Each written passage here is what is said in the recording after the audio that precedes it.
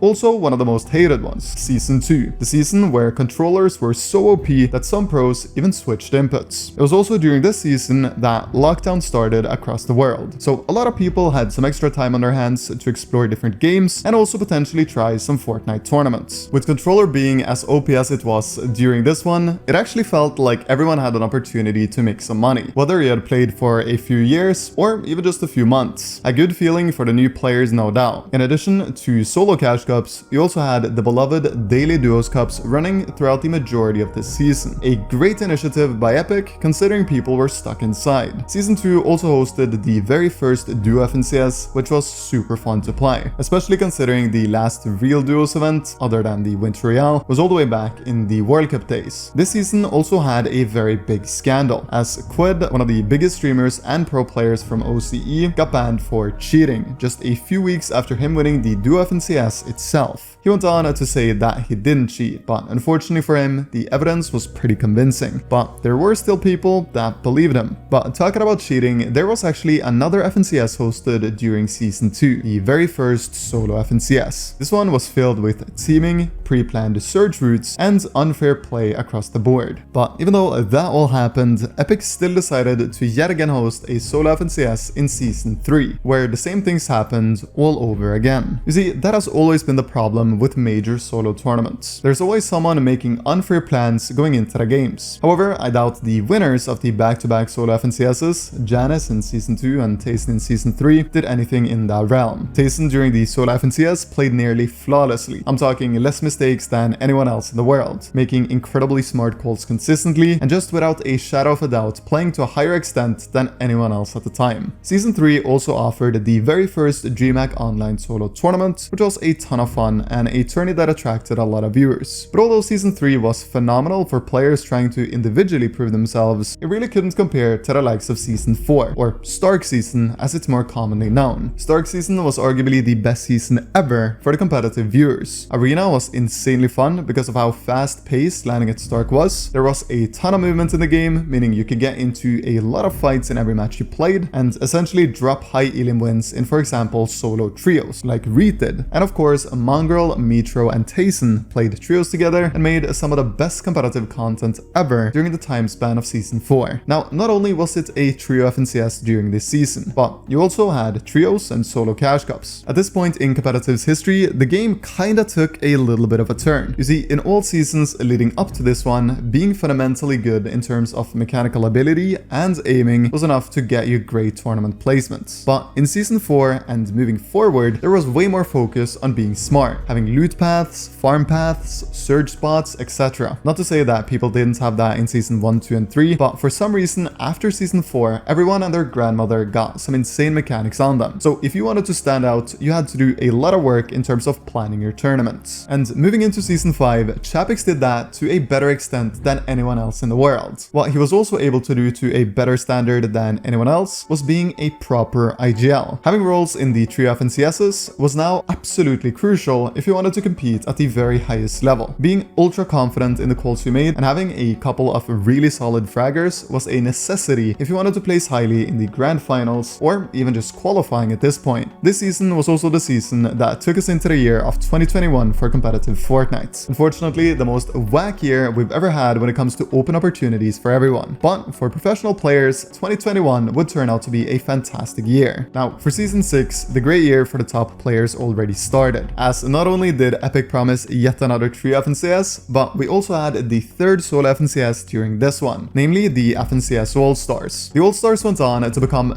really fun to watch as well, especially on EU, where the score between Veno and Tayson remained so close throughout the entire tourney that it all came down to the final game and the final 1v1. Other than the All-Stars, you yet again had another trio FNCS, like I just said, giving the competitive players a lot of consistency at this point. The standout trios during Season 6 was Queasy's trio here on EU, and Mero Day in reverse for the back-to-back over on NA. In Season 7 and 8, more of the same old events happened, with a major focus on FNCS, and Epic now seemingly not putting in anywhere near the same effort as prior into the game competitively. Cash Cups, FNCS, and some random creator cups here and there seem to be the new standard. Of course, competitive would have been spiced up way more if there weren't so many COVID restrictions, as everything happened online. No LANs were happening and people didn't get to prove themselves on real stages like they had in the past when competing in, for example, the World Cup. The biggest event of Chapter 2 in its entirety did luckily happen in Season 8 though, an event that went by the name Grand Royale, the ultimate opportunity for trios hungry to prove themselves. With a prize pool of over $2.2 million on EU, doing well in this one would mean a lot to many trios. But the trio that won it all and took home 600k collectively was Hen, Tayson, and Chapex. Moving on from that, the one thing coming up for competitive that was super interesting was the year of 2022 and Chapter 3. Chapter 3 started off with a bang, a brand new map, back to duos instead of trios, and although a lot of the competitive players of Fortnite was a little sad that it was no longer trios, people were still excited to see how duos would play out in this new meta. The fun thing about Chapter 3 is that throughout this one, we saw more and more creative demons getting into competing at the highest level. If you were someone who stood out in creative when playing tokens, or even when just casually playing against your friends, or when you got the chance to play against someone professional, you might have been given some good opportunities to play with, statistically speaking, better players than you. Some crazy creative players that started popping off during this chapter was Vox, JoeFN, and Quald. Moving on to Season 2, something very interesting happened. The pro player and duo of Lechi, Svilium, got exposed for using macros when live streaming over on Twitch, something that started a massive debate in the competitive community of whether or not this was a big deal. Of course, a ton of pros use pickup macros, but few are stupid enough to accidentally click their macro button live on stream. Naturally, the use of macros is against the Epic Games TOS, so in reality, when you expose yourself for using a macro, you should get banned. But Svilium, by the look of things, didn't get any punishment at all. Season 2 went on and creative demons kept impressing. This season's FNCS was won by Peterbot and Baila over on NA East, really showcasing just how far you can come by being a crazy good fighter. The second to last season of Chapter 3 was all in preparation for what was to come in the final season of that chapter, the 2022 Invitational. The 2022 Invitational was the very first official LAN event since the World Cup itself, and by many considered to be a World Cup, just with another name. Season 3's FNCS ended with Vedil finally taking home a trophy on EU, and the same can be said for Commandment over on NA East. For the final season of Chapter 3, the stakes were insanely high. The FNCS Invitational was teams from all around the world's opportunity to prove that they were something special. And to no real surprise, the players that stood out and performed better than everyone else was Seri and Kami and Queasy and Venno. This tournament also went on to showcase that even though the game has been out for many years, there are still always new strats to be found that will make succeeding easier if you work hard and look for them. Kami and Seri had an amazing strategy where they sat in Storm with a major amount of heals, gathering Storm Surge pretty much until the endgame. Of course, most players now know how the tournament ended, with Queasy and Venno going for a high-risk, high-reward play on Kami and Seri off spawn. It unfortunately didn't work out, and Kami and Seri won the event. But the guts that Queasy showcased got him a lot of respect. Few other competitors would have had it in them to go for that exact play. Now, the next season was the first season of Chapter 4, and also 2023. A season with some new interesting items like the Hammer and Thunder Shotgun. The top players remained pretty much the same during this season as from the season before, with Tayson, Queasy, and Thomas HD all being in the top 5 of the FNCS Grand Finals. Something that was actually added in Chapter 3 Season 4 that still remained in this very first season of Chapter 4 was Divisional Cups, a new tournament format that Epic Games was trying out. The format was really good for the top competitors, as they had some consistency going into every week's tournament. But for new ambitious players, this format was not it. Falling through contender and challengers, although doable, was a pain just to be able to play with the best players in your region. Now, talking about the best players, a player that really put his name in comp's history in this season was Quald. He won FNCS alongside Acorn and took home 60k as a result of his impressive performance. In Season 2, Epic would stop doing Divisional Cups and go back on over to the roots of normal duo cash cups, and they also kept doing solo victory cash cups where you win $100 per win. The solo victory cash cups were actually a phenomenal addition to spark some interest in competitive even for casual players. Everyone had the opportunity to make $100 every week week, as the top 7,500 people qualified to the weekly finals, meaning when playing you wouldn't meet the best players even in the finals. In the FNCS in Season 2, Venom and Queasy would absolutely steal the show, winning 6 out of 12 games and obviously also taking the trophy as a result of the dominant performance. Over on NAC, Dukes and Edgy secured their pickaxe. Another thing that was really important during these FNCSs in Season 1, 2 and 3 was placing good enough to qualify to the 2023 Global Championships, another massive LAN event that by many was considered a World Cup. And Season 3 was your very last chance to do exactly that. Now, I think Season 3 was a fun competitive season, but a lot of people might disagree with me in saying that because of various different problems the season had. Slurps being way too OP, the Mammoth pistol basically being a sniper, and of course the Flapjack rifles with basically infinite ammo. Even though the season definitely had its flaws, I think the Havoc shotgun and overall vibe was fantastic during this one. And I think the likes of Swizzy and Putrick and Aegis and Canada would agree with me on that, as they won FNCS during this one, and of course also as a result easily secured their ticket to the Season 4 Global Championships. And talking about the Global Championships, it was good to finally be back with another LAN event a little under 1 year after the 2022 Invitational. The Global Championship was a tournament dominated by EU and NA as expected, but the interesting thing about this one was that a team coming from Asia managed to place 5th and win 200k in the process. Seeing smaller regions also do well is a super cool thing to see, because the reality is that these players don't have as good practice in terms of high quality opposition like NA or EU, so this result was incredibly impressive. After the Global Championships finished up, we got the most fun season in years, the 5th season of Chapter 4, or by the majority of people called OG Fortnite. This season did not really focus on competitive, but rather bringing back nostalgia and a lot of fun for casuals to enjoy. Needless to say, the season ended up being a massive success, which was great to see. And that leaves me with where we are today. Competitive has undeniably come a super long way, given tens of thousands of people opportunities to not only make a ton of money, but also prove that they are the best at something that millions of people have tried. Although our game definitely isn't always the best in terms of balancing items, fixing bugs, or communicating, there is no denying that we're lucky because of Fortnite even making an effort to do something with the competitive side of the game and give out the generous potential rewards they've given out over the last 6 years.